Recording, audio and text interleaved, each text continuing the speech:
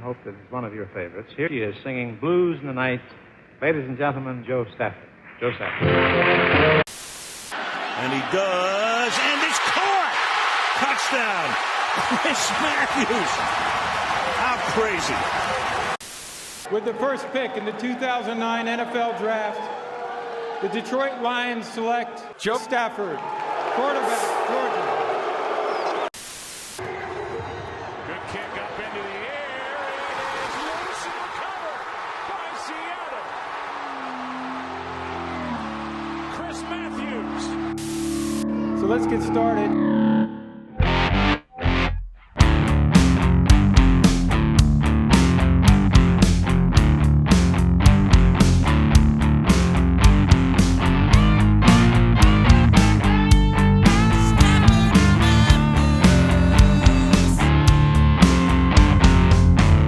Welcome back to Stafford and Matthews, episode 21. We made it, guys. Preseason to the Super Bowl. We finally are here. And it comes down to who else but Tom Brady versus Patrick Mahomes. Maybe some people's dream matchup. GOAT versus baby GOAT. It really is what it comes down to. Patrick Mahomes has a chance to eclipse Tom Brady eventually at some point in his career and could go a long way by starting this Sunday by defeating him head-to-head in America's biggest sporting event, of all time, I'd argue as well. So definitely going to be an exciting weekend. Chris, Kev, how we doing? Good, man. How's everything going with you guys? Good. It's going pretty well. Apartment week 2, looking great. Got the little 28 to 3 flag in the background right here. Looking great. Very nice. The boys say hi. Jimmy and everybody says hi. All right. Yo. We're going to hop right into it. Keys to the game. Let's get in. Chris. You're ready for this ever since you talked about this. Exactly. We got 3 keys to the game. Me and Chris do. I'll start. Number 1 is going to be the play of the Kansas City Chiefs backup tackles. Mitchell Schwartz is out. Eric Fisher is out. Both starting tackles of the Kansas City Chiefs are out. Torn Achilles for one, and Schwartz, I believe, has a back issue. Doubtful to play. By doubtful, I mean he's not going to play the football game. So we're going to have Shaquille Barrett and Jason Pierre-Paul, who both had monster games against Green Bay. I think multiple sacks each, if not 3 for each, against backup tackles in the biggest sporting event of the year. That is a dream scenario for Tampa Bay. A dream scenario. Patrick Mahomes thrives on getting outside the pocket and everything. Honestly, I wouldn't be surprised if they play contain the entire goddamn game because these tackles won't be able to stop him at all. They won't be able to stop him. I guarantee you. Shaq Barrett had a phenomenal season last year, followed up with a great season this year as well. JPP, since blowing his fingers off, has been unreal. As a player with 3 fingers, he is balling. He really is. I missed the club. I want to bring back the club. Maybe for the Super Bowl, we'll see. But, granted his disabilities, he's been thriving in that role as a secondary power rusher there for the Buccaneers defense. It's going to be unbelievable to see how much pressure they can get on this Chiefs offense with 2 tackles out to start the game. Second key of the game is going to be how Tom Brady responds to Patrick Mahomes. Yes, I just preluded the whole argument with saying hey, it's not going to work out because they're missing 2 tackles. But let's be honest here. Patrick Mahomes is Patrick Mahomes. He's going to put on a show. Anything less than 28 points, I would be shocked. I would be surprised. I would be bamboozled, as Stephen A. Smith likes to say. I can't describe it any other way. Shocked. They don't put 28 points on the board. Tom Brady, typically in Super Bowls, hasn't put up crazy big number games. He hasn't. 21 in his first game. I believe it was 24 in the second game. Third Super Bowl, I believe he won 24-17. The first Super Bowl he lost, he only put up 10 points or 17 points.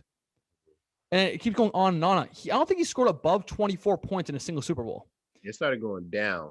Exactly. And the odds that Patrick Mahomes scores less than that are slim to none. Even with a busted offensive line, even with guys like who's that receiver that just went out? Robinson. Demarcus Robinson is out because of COVID now as well. Even with guys like him out, it's not going to matter. He's going to find ways to put points on the board.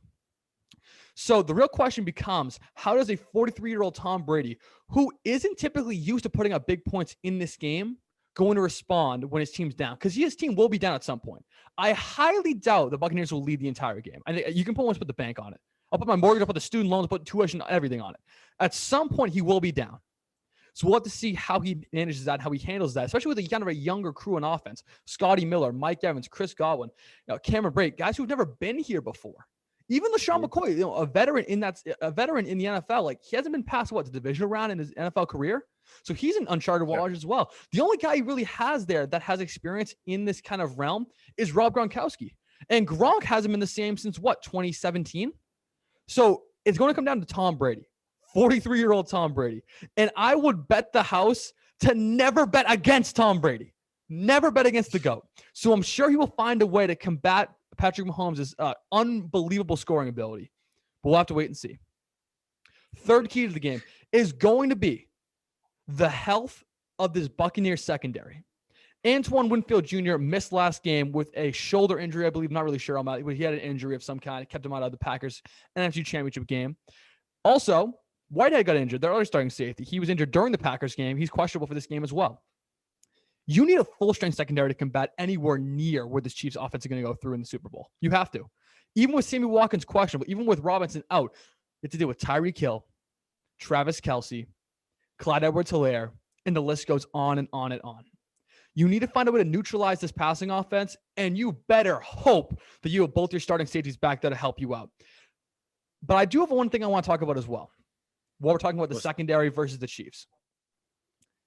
They had Carlton Davis on Tyreek Hill, basically on the island the entire time they played in the regular season. First of all, bad mistake. The understatement of the year. Horrible mistake. No too high safety to start the game. He scored 3 touchdowns that game. Shocker. Carlton Davis isn't a bad corner, but Tyreek Hill is faster than every person on the planet, maybe besides Usain Bolt. Yeah. So I'm sure they'll play 2 high safety. I'm sure they'll learn from their mistakes a little bit at the very least. And I'm sure they'll put Sean Bunting Murphy on them as well. He was a star in the Packers NFC Championship game. Shut down a number of their receivers during that championship game. So I'm hoping to see that battle. I really hope that Murphy Bunting wins it because I'm actually a fan of this kid. I'm starting to believe in him as an elite corner in this league within the next couple of years here. Keep your eye on that, though. Chris, keys to the game. Let me hear it. And you're in that he's going to be the bright spot on the defense. You better hope so. Is that what you were saying? I mean, I wouldn't say bright spot, but I would say I would like him as a matchup in Tyreek Hill. But I think probably the spot of the team is going to be the pass rush with Shaq Barrett and JPP because with that banged up offensive line in Kansas City, it's probably going to be a sack fest if they can get away with it. Absolutely. I'm glad you even brought that up because I'm looking here and I'm looking at their rush defense, and their rush defense is number 1 in the league.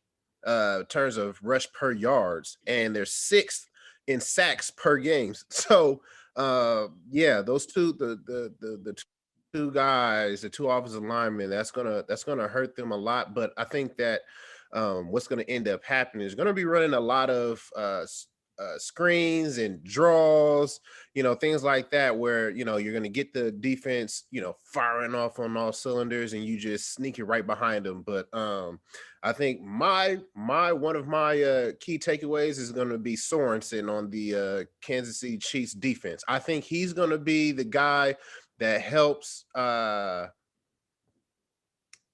win the game, to be honest with you. Day in and game in and game out throughout this year, he's been a quiet assassin, to be honest with you. He's been running around, making game-saving tackles, forcing fumbles.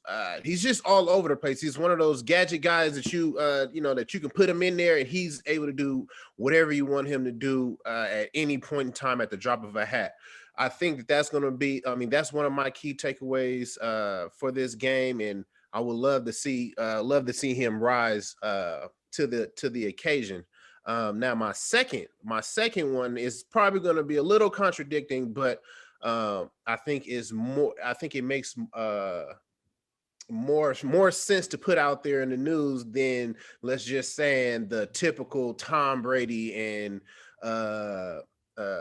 Patrick Mahomes battle. But I think what the real battle is going to be is Travis Kelce and Rob Gronkowski. I think they've been hiding Rob Gronkowski for the longest, letting him heal up every now and then, put him in a game, let him do a little something, and then go ahead and let him chill out. Now, this is the week where we're probably going to see a lot more of Rob Gronkowski. I think this is going to be a revamp game for him to be able to potentially come back for another year and see if he can do it again, if his body is going to hang on to it. But of course, then you have Travis Kelce, who's another young guy, much like Patrick Mahomes, who's coming up in the ranks and trying to make a name for himself and solidify his status in the NFL. And with what you've seen throughout the years, he's been taking small plays and turning them into huge explosion plays. 3rd and 15, turns around and scores. You know what I'm saying? In the red zone, he's taking screens to the house. I haven't seen that from a tight end in a while. It doesn't happen often, and he's one of them that can do that.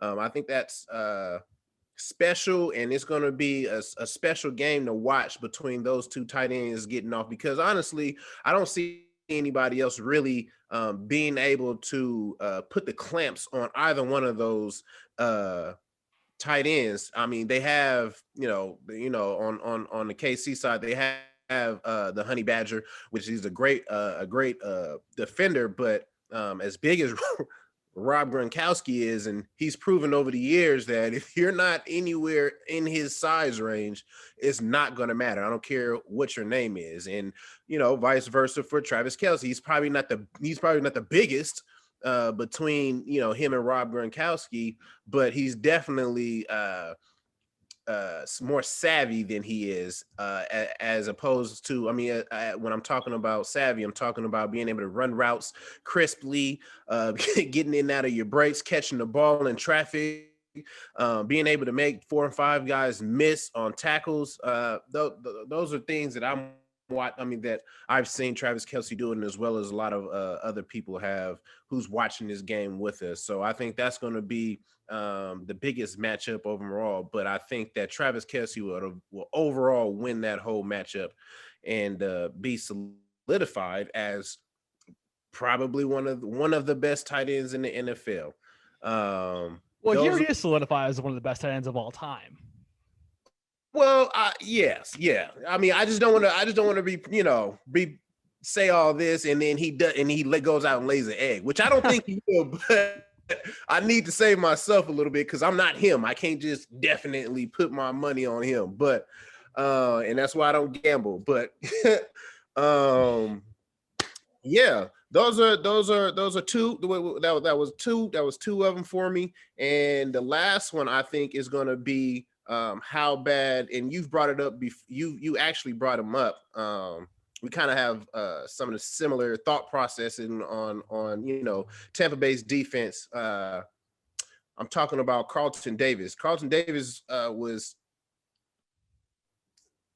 torched this past, against Green Bay, a guy who they were looking to hold the lines with and hold it down for them, as hoping that some of their players were able to get back in time, but it doesn't look like Whitehead's going to be able to play. They say he's doubtful, and even still, it's going to be even worse. Even though they say that JPP's going to be he's going to be playing, but his knees has been hurting, and that's what he's been going back and forth on the injured list about. And you got Winfield. He's also out with he's also questionable with an ankle. So those things is going to play a part in the Tampa Bay's defense. And I think ultimately, with the game being the way that it is, I think that Kansas City is going to come out and at least put, I want to say, 31 on the. I'm giving them 31 on the board.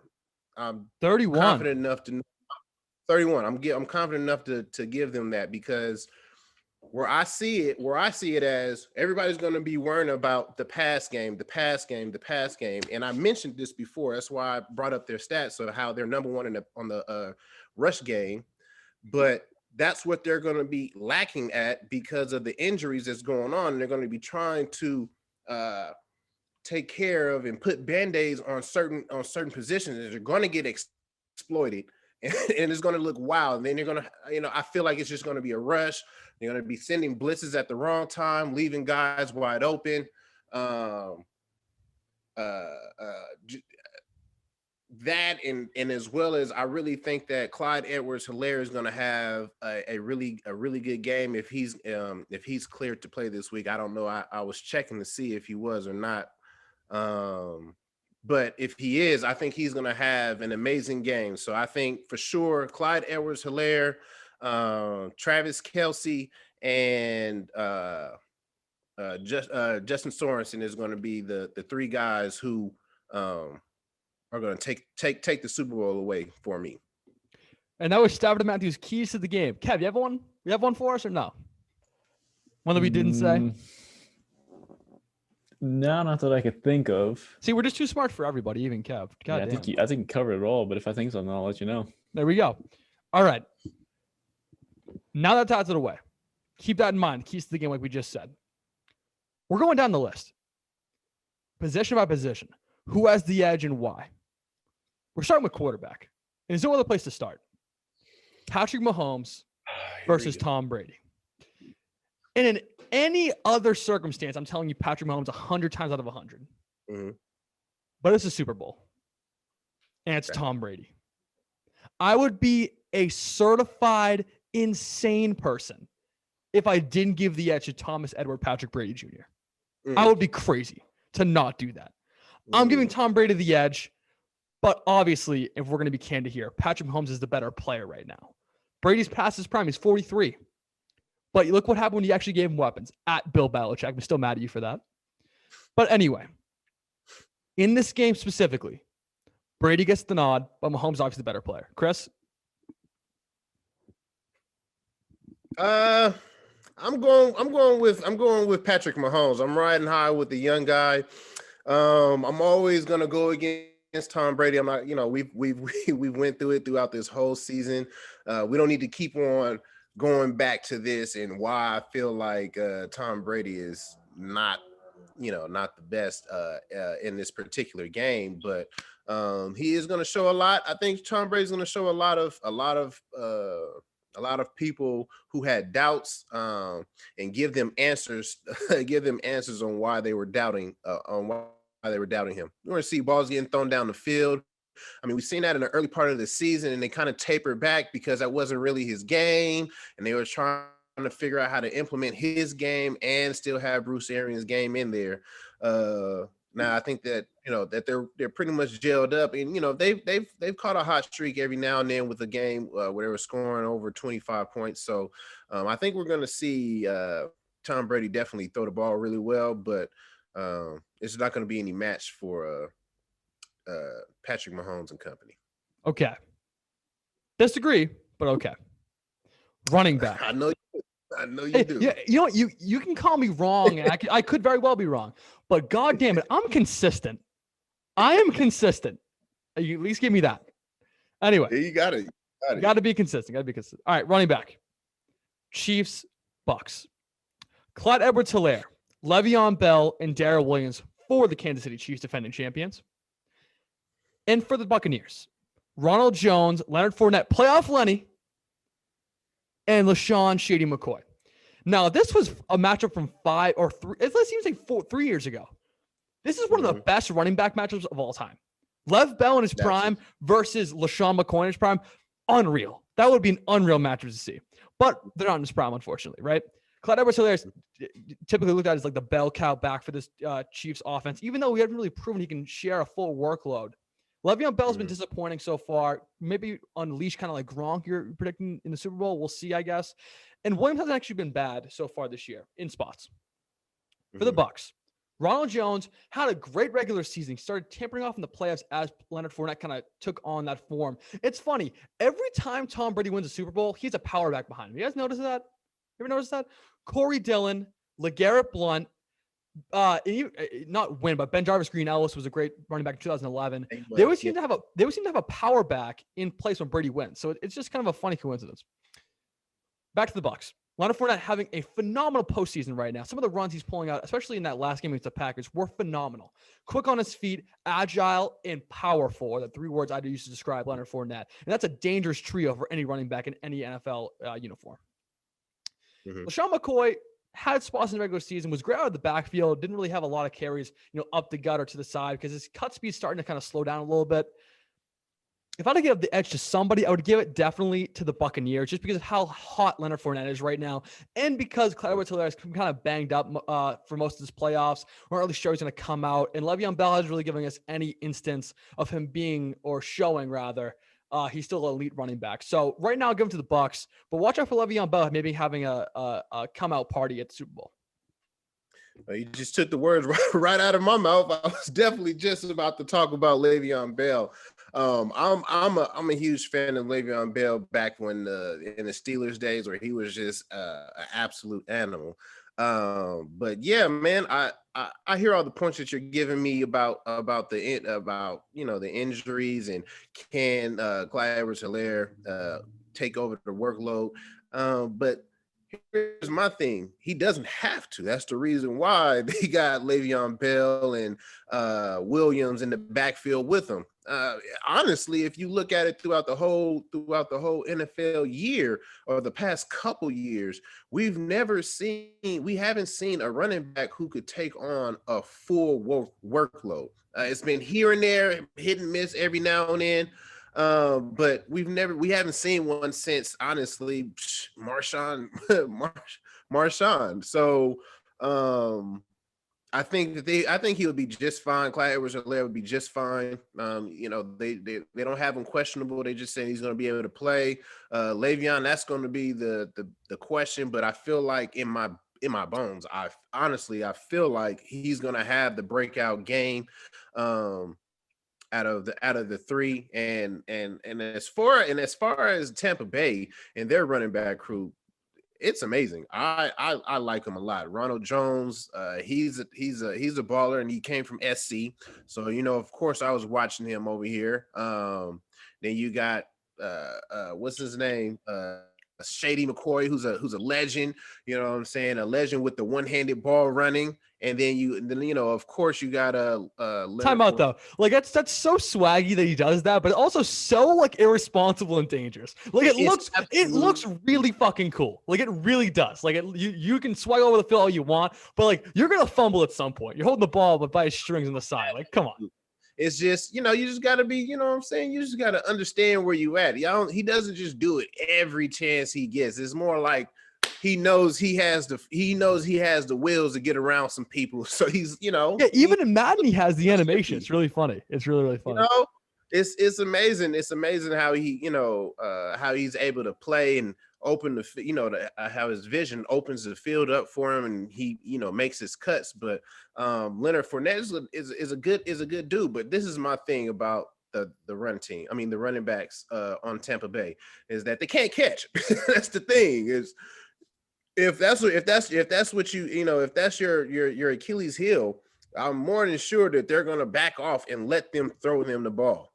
Like we're going to see them have probably 4 or 5 catches each, to be honest with you. I mean, not 4 or 5 catches, but I mean 4 or 5 attempts each from them guys, because this is going to be a time where, the Honey Badgers are going to probably be blitzing a lot more of this game, and they're going to be leaving running backs open. And the Kansas City's linebacker crew isn't the fastest, out there. So that's where Sorensen is going to come in and try to help mitigate some of them problems. But ultimately, they're going to be leaving them open to try to catch the ball, and I don't think that that's going to be their strong suit. And Brady likes those screens. Absolutely. Yes, he does. Yes, he does. James White fever. All right. Fullback. I mean, like, it's a fullback, but I'll give the nod to Anthony Sherman because that's my guy. Grit week, phenomenal guy. One of my favorite quotes from him is like, he was in an interview with Pardon My Take, a Barstool podcast, and he was asked whether or not he'd want to catch a 90-yard touchdown or just hit a linebacker in the face. And he said, hit a linebacker in the face. It's easy to root for a guy like that. It's a very easy to root for a guy like that. I love that energy as a fullback. All right, receiver. Maybe the most intriguing matchup of the game. If we're going to be honest here, because both receiving cores are just unbelievably talented. Yeah. First for the Chiefs. How do I want to say this?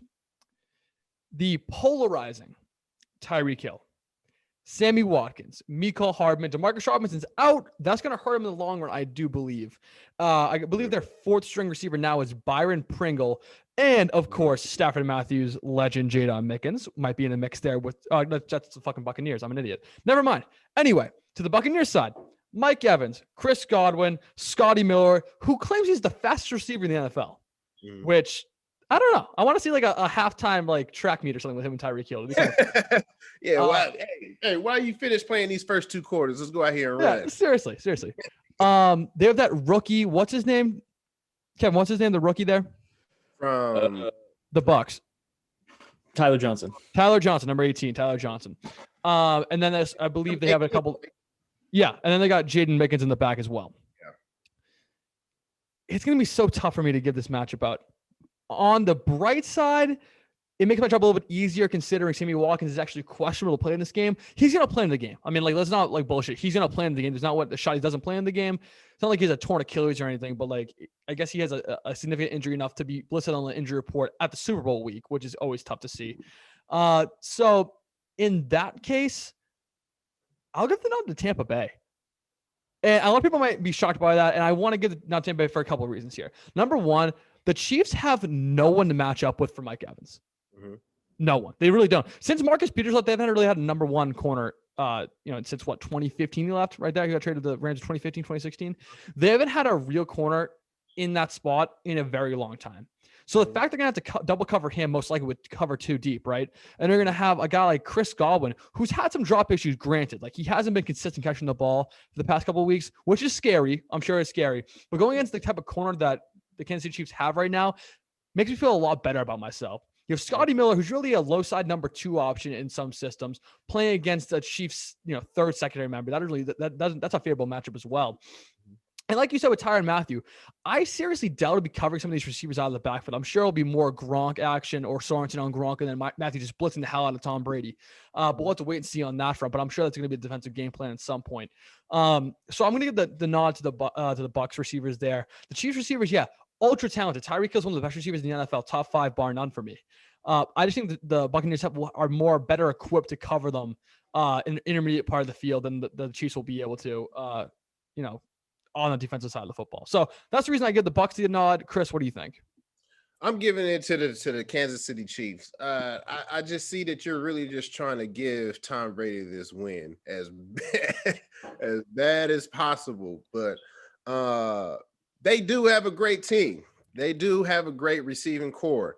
But we've seen it time and time again what Patrick Mahomes is able to do with his company that he brings out there. They may not be the biggest names as Tampa Bay has over there with Chris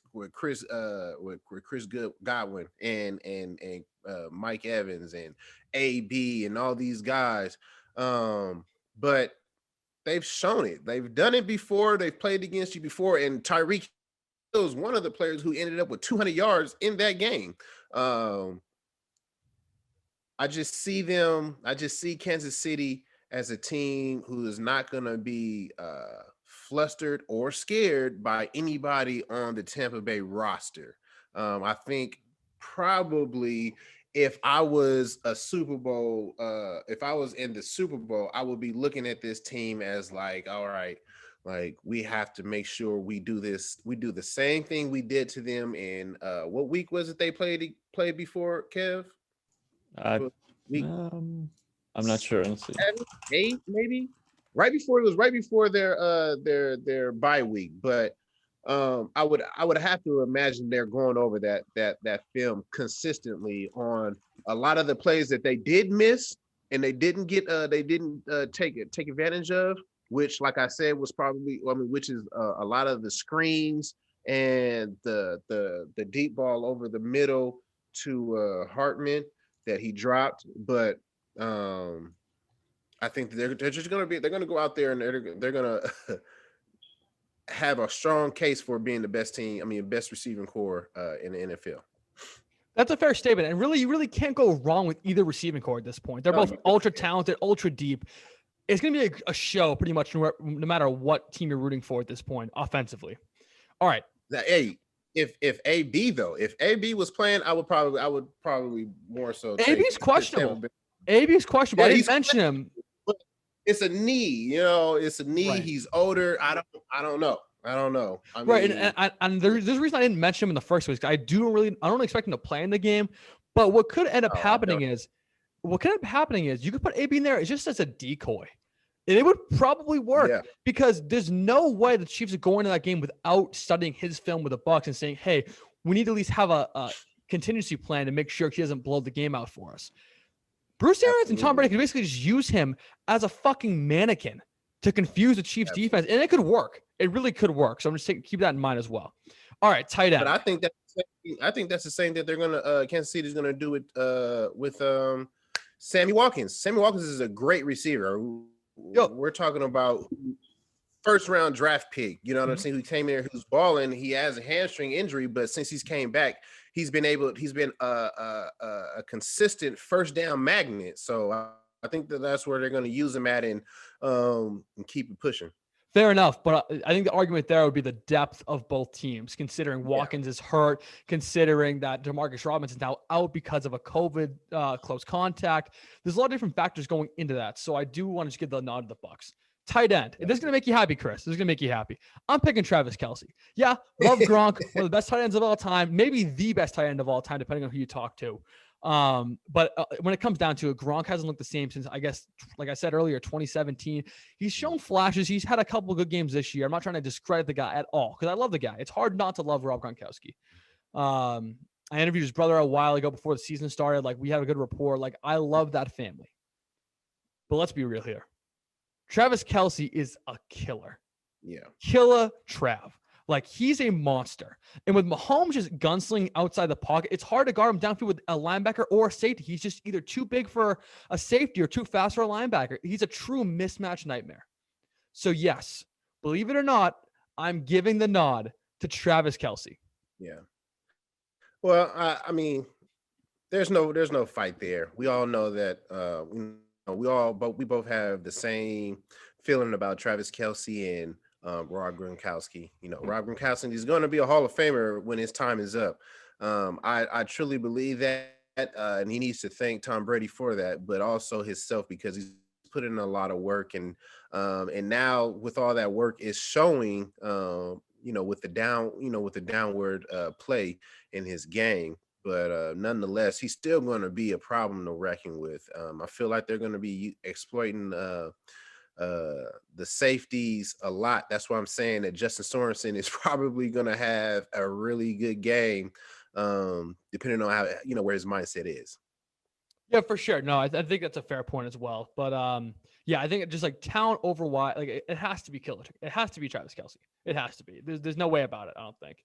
So that's tight end. We'll do offensive line all as one unit just because it doesn't make sense to go through every single position on the offensive line. Hey, love you guys. Love the meatheads, but I can't take time out of this podcast, go every single one. Okay. Offensive line. It has to be the Bucs. And I hate giving it to them because they've played very inconsistently all year, especially up the middle, which is Tom Brady's sweet spot. They're starting Tristan Wirfs. He's made a lot of progress so far as a rookie, but not to the point where you'd like him to be a Super Bowl caliber starter. The only reason, I cannot emphasize this more, the only reason they have the leg up over the Chiefs is because of injury. Mitchell Schwartz and Eric Fisher are both out for the Chiefs. That's 2 out of 5 starting offensive linemen, and both are tackles. That's a recipe for disaster. That's the only reason why I give it to the Bucs. Offensive line play might be very, very poor in this game. So while we're all expecting a very high-scoring Super Bowl, be mindful of that. Because if the play calling doesn't go exactly according to plan, you might have a low-scoring affair. We don't want that, but it could be reality if the offensive line doesn't step up and play for both teams. But yes, the nod goes to the Bucs because of injury to the Chiefs. Yeah, no, I hear you on that one. I'm a firm believer in who's up next, because that's where I came from. That's how I made my name, is who's up next. Injuries happen, and the next guy has to come in and make a name for himself. And a lot of the times, honestly, it works out, especially on the offensive line. But this is a stage that not a lot of people has ever been on, and the fact that the fact that the defensive line is banged up. I personally believe that Kansas City would be Kansas City's offensive line would be just fine, to be honest with you. I have to disagree. I really do. The way this Bucs defense is playing right now, pass rush wise, I would be shocked if Mahomes doesn't get sacked at least 3 times. I would be shocked. I would be utterly shocked. He can get sacked 3 times, but that is not. It's not gonna. It's not gonna. Well, I won't say it's not gonna change the outcome of the game. It could very easily change the outcome of the game. It could it's definitely gonna be a problem, but I don't think it would be a problem to where Kansas City can't get over the hump with that and still make plays, because you're still talking about Patrick Mahomes and Travis Kelce, Tyreek Hill, Sammy Watkins, these guys like that, and they're just out there running around. I remember in Seattle, we used to practice day in and day out on just letting Russell Wilson run around, and we just run around on the field and try to catch the damn ball. I'm more than sure that because now that Patrick Mahomes has a toe injury. I'm not going to say turf toe, but toe injury. They've been working on how to get out of certain positions that they'll be put in. Fair enough. Fair enough. I think your point you're trying to convey is that it won't be detrimental to them. That's what you're trying to say. That's a fair analysis. I just think that those 3 sacks really could be a game changer in the grand scope of things. That's all I'm trying to say. If they get 3 sacks, then what do you think? What do you think the Tampa's gonna give up? With Frank Clark on that edge, I don't know. And Chris Jones in the middle. I could see him getting sacked 3-4 times too. Like I said earlier, I prefaced this whole offensive line argument with saying they're both going to be in the gutter right now because they're not playing consistent enough. And both, front sevens for the Bucs and Chiefs are both very, very good teams. Mm-hmm. So you have to wait and see on that, I guess. Yeah. All right. And defense now. The key to the game. Defense win championships. That's the bottom line. Chris knows that better than anyone. That Seahawks defense carried you guys for 3 straight seasons. Mm-hmm. Now let's see if they can carry the Chiefs for a 2nd straight Super Bowl win. D-line started off here. We're doing D-line as 1 unit, guys. Here we go. Starters. Frank Clark, friend of the show, by the way. Hopefully have him on soon. Derek Nandi, Chris Jones, all-pro Chris Jones, by the way. Mike Pennell, and I can't pronounce this guy's name, so I won't try to. Anyway, against the Bucs. JPP, Vita Vea, and Shaq Barrett. That's a great matchup. It really is. But I think the edge goes talent-wise to the Chiefs, but I think matchup-wise goes to the Bucs just because, I've said it so many times during this podcast already, because of the injuries to the offensive line. If there's a weakness, they will expose it. And that's going to be the key to the game, I think, in my opinion, when it comes to who's going to be more effective up front. Yes, Chiefs talent-wise, Chris Jones is an all-pro defensive tackle. Patriots let him go, still pissed about him. But still, all-pro talent. Frank Clark, Pro Bowl player. Great player as well. Sack monster, sack eater. Eats them up. Bucs-wise, though, going against 2 backup tackles in the biggest game of the year, I got to go with the Bucs in this one. I'm not gonna lie to you. I'm going with the Bucs as well. I've been talking about Tampa Bay's defense since the beginning of the year. Me and you both were both a huge fan of JPP in the club after blowing his damn fingers off. But he's shown countless times that he still has that high motor where he's going in and out of switches. He's swimming over, going to the A technique. These are things that coaches are putting in game plans for this man, just so he can get to the quarterback in every possible way that they can conjure up. I want to give praise to the Kansas City Chiefs and their D line because, like you said, they have amazing talent over there. I just think that the D line from the Tampa Bay Buccaneers has proved it day in and day out this year that they are definitively the best D line right now. Fair enough. That's a fair enough statement right there. Fair enough assessment. Linebacker. Damian Wilson for the Chiefs. Willie Gay for the Chiefs. Anthony Hitchens, Ben Neeren, and that's really only the guys that are going to matter for this team. Mm-hmm. Bucks wise, only really two need to worry about. Devin White, the all-star second-year player out of LSU. And number two, the wily veteran, Levante David. All-pro selection. I don't know what number he's at now. Ultimate Pro Bowl guy. One of the staples of this Bucs defense in the last 10 years. Enjoying really his first real experience as a winning football team. Yes. Taking it in stride. Him and Devin White are becoming a dangerous combo at linebacker and could be for the next 3-4 years before Levante really gets out of his prime. I'm going with the Bucs too. And it's weird because I'm making the Bucs a lot in these matchups, but I do really believe it'll be an even game. I just think right now with the way Devin White's playing, especially last week, they just have the edge right now. So I'm going to give the edge to the Bucs right now.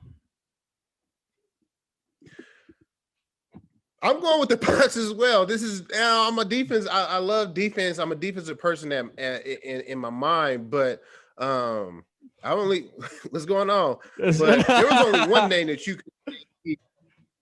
What's up? There was only one name that you could have gave me. Devin White. That's the only person that that seals the deal for me. This guy is fast. He's strong. He's smart. He's confident in what he does. He's a leader. He's a leader among men. He's just the total package that you will want out of a linebacker, and he's that guy. I think he's going to be the heart and soul of that defense, who's going to try to hold them together, even though I still feel like Kansas City is going to have so many other things that they're going to pull out of their hat that's going to put their minds to the test. Mm-hmm. No, that's fair enough as well. I mean, I really do think it'll be an even matchup, but like you said, Devin White's really become that dude in this postseason run. So I really hope I see him shine in this, the biggest game in America. I mean, every year people talk about whether basketball is big or whether baseball is still America's pastime. No. Yeah. It's football. It's not close. In the number one example is always Super Bowl every year because it's the most watched thing in the world. In the world. Yeah. Literally in the world. You know what's in the world too? The Olympics. Keeping up with the Kardashians everywhere. Not the world. It's literally up there. It's insanity. Because you still got soccer and you still got the Olympics, but they're running. The NFL is running pretty close to it. Sad update, real quick. We're getting this literally live. Jordan Whitehead is now doubtful to play in the game. That sucks. That sucks. That's a big blow to that back end of the Bucs defense. Winfield's questionable. That means he's going to play. Yeah, that's tough. That is tough to see. Regardless, though, they'll figure it out. Anyway, corner. Rashad Fenton, Rashad Breeland, who I guess is their number one corner right now, right? I would have to say. Rashad Breeland, Trevius Ward, L'Jarius Sneed, Rashad Fenton. That's about it.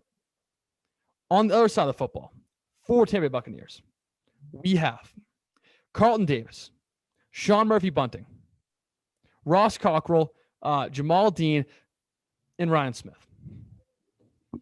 Chris, guess what I'm going to say right now?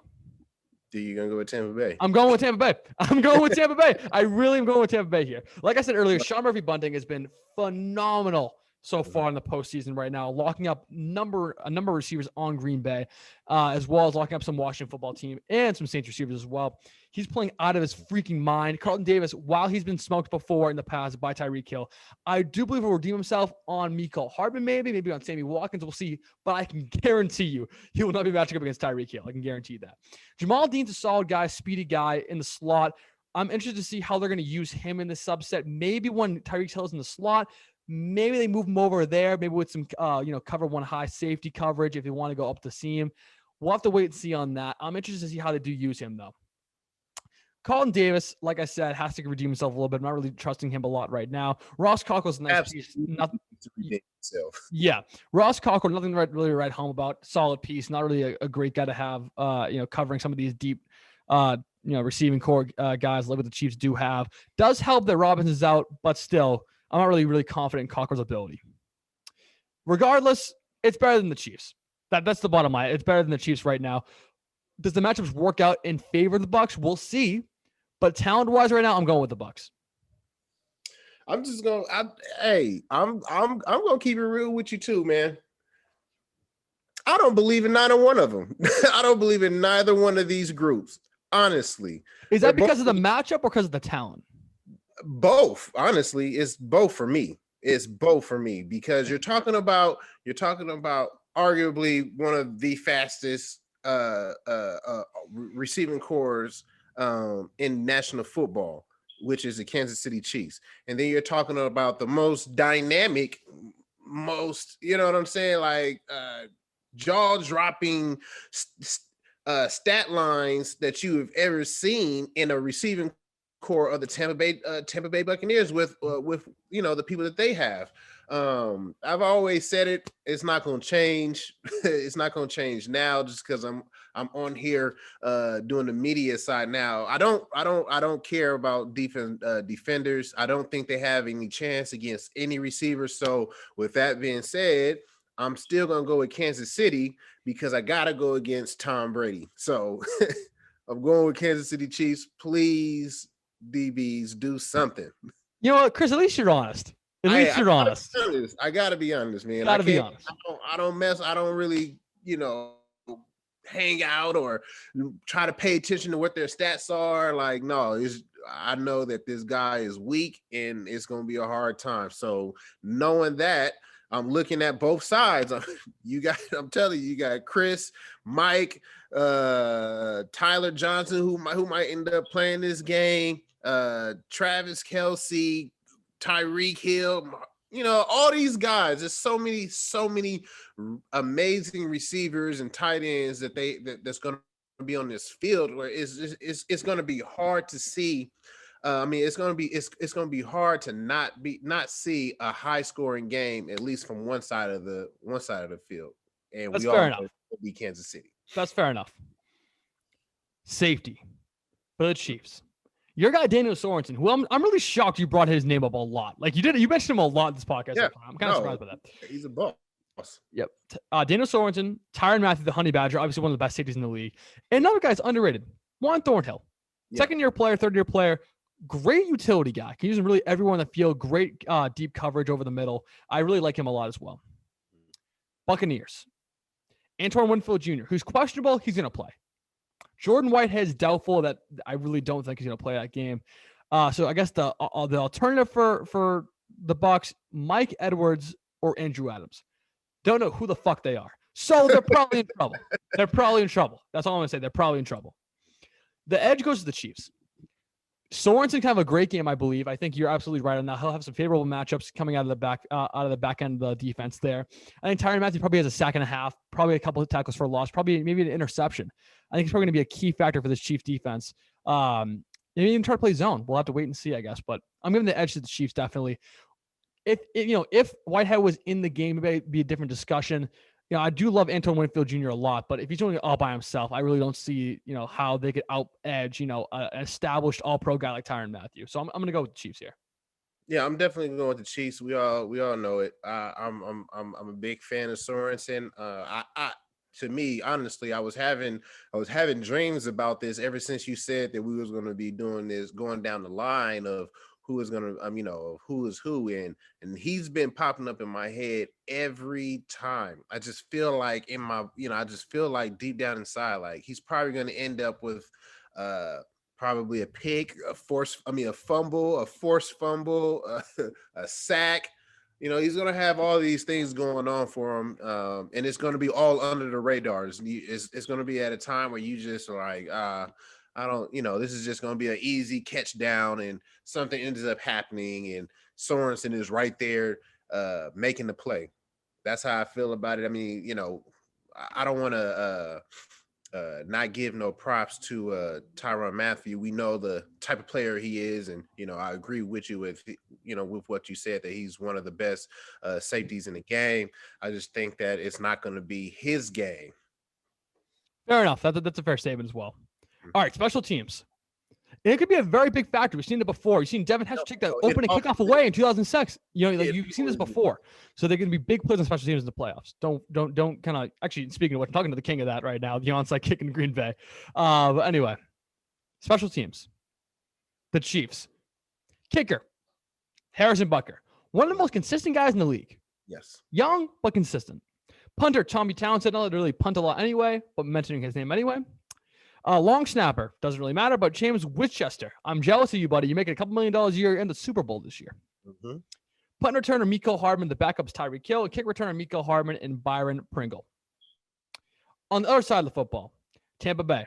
Punter, Bradley Pinion, who's been very good this year. Ryan Suckup is their place kicker, who also, by the way, was drafted, I believe, in 2007, like a long time ago. Very wily veteran type guy. Has been in big moments before. I trust this guy a lot. I want it on the record. I trust this guy a lot. A lot as well. Long snapper, Zach Triner. And of course, punt and kick returns go to our very own Jadon Mickens. I love you, Mick. I do. I'm going with the Chiefs for 2 reasons. One, Harrison Butker, I do trust a lot. Consistent as hell. Is consistent from really 45 in. Has a little bit of trouble over 50. I really do trust him to make the kicks in the big game, though. I don't think he'll freeze under the pressure. I don't think he'll be frozen out or anything. So I do trust him. But the key, I think, here is Miko Hardman. He's made so many electrifying plays and returns this year. It's almost uncountable.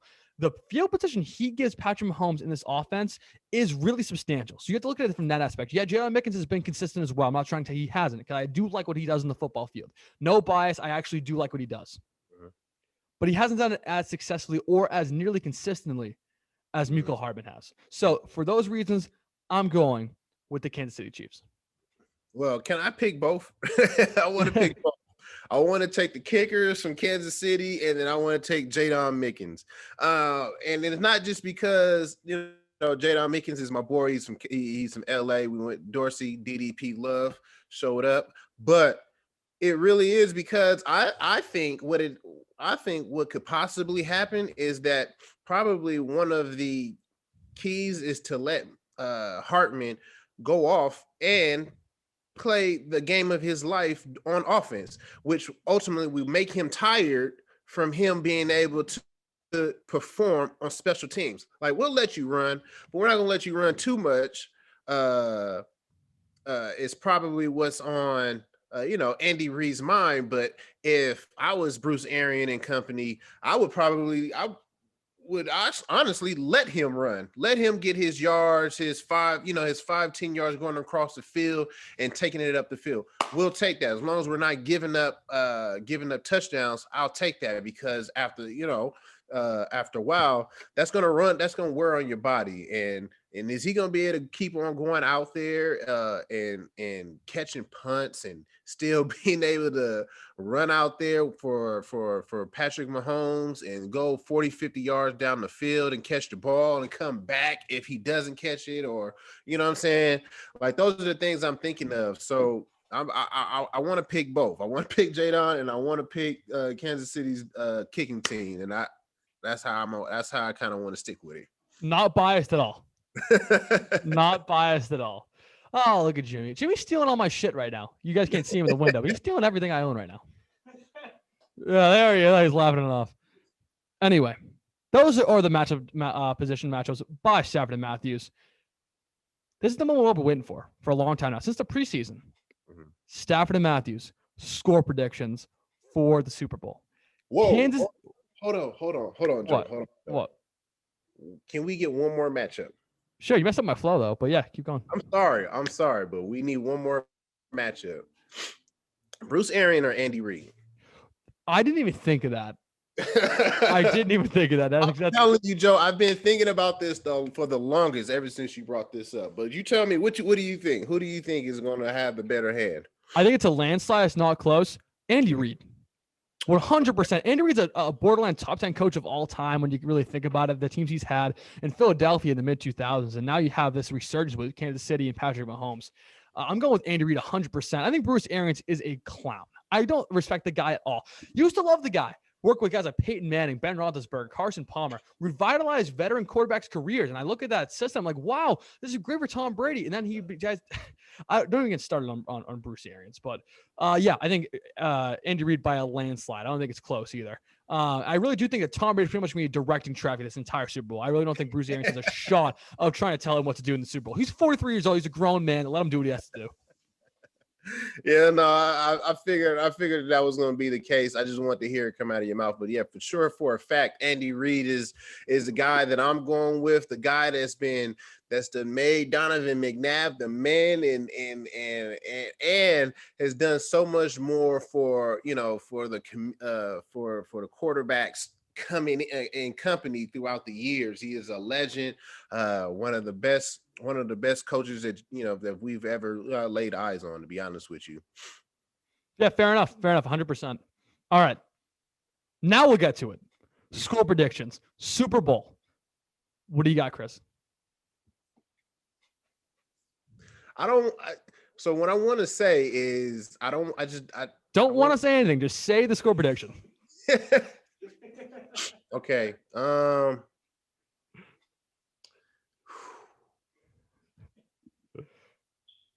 going 31-27. Who? Kansas City. Actually, eerily similar to mine because I had mine locked up and loaded and everything. 31-28. Tampa Bay wins on a last-second field goal. How poetic would that be? How poetic would that be? Brady gets his 7th out of 10th with a game-winning field goal. All the glory because the kicker made the kick. Chris, you're so full of shit. It's not even funny. Like I know what you're gonna say, Joe. Like, come on, man. All right, we got fair enough. Special treat for you guys. Jimmy the Roomman's making an appearance on the show, giving his score prediction for the Super Bowl. 28-3, Tampa Bay. Oh my God, it's 23. He's joking. He's just saying because of the flag. Don't worry about it. Oh, yeah, well, anyway. I was about to say, I need to take all those bottles out of your window right there. Away. Throw that away. Damn, that's like all Jimmy, by the way. This is not me. No, I don't drink wine. Anyway, that wraps up Stafford and Matthews episode 21. We hope you guys enjoy the Super Bowl. I'm sure we all will. It's going to be an exciting time. Eat an extra chicken and wing. Eat an extra mozzarella stick. Treat yourself. This only comes around once a year. Chris, any final thoughts? I do. I just want to say happy Black History Month to everybody out there. Make sure you go out there and check out the Black History Museum, especially the Black History Museum that's in DC. It's one of the biggest Black History museums in the world, and it has a lot of culture in there. So if you're in that area, go check it out. If not, we have internet, we got computers, we got phones. Do your research and just understand that there is a lot of people out here who have been, brought down by police brutality and systematic oppression. Who have been amazing people for the world and help moving the world forward. So happy Black History Month to everybody, and peace and love. There we go. Chris always the nice guy. I got a couple final thoughts. One, where the hell's my jersey, Chris? Bro. Yeah, bro. Yeah, where is it? I'm gonna go get it for you as soon as we finish this, bro. And I'm gonna go ship it off myself. I might end up flying down there and handing it to you myself, bro. Okay. Bro. And it has your name with the label on it right there. Okay. No return address, so it has to get there. Fine, fair enough. And final thought. We're sponsored by Colin Covers. I keep forgetting to give him a shout out. Colin Covers on Instagram @Colin Covers. Hit him up with any sporting advice, sports betting stuff you need. He makes people money. Bottom line, go check him out. Especially considering the Super Bowl's up. A lot of prop bets you guys want to bet on. Talk to him, give you some advice, and make you some money. Enjoy the game, everybody. Enjoy the game, Chris and Kev. We'll see you guys next time for the off-season premiere of Stafford and Matthews with some brand new content. We'll see you guys soon.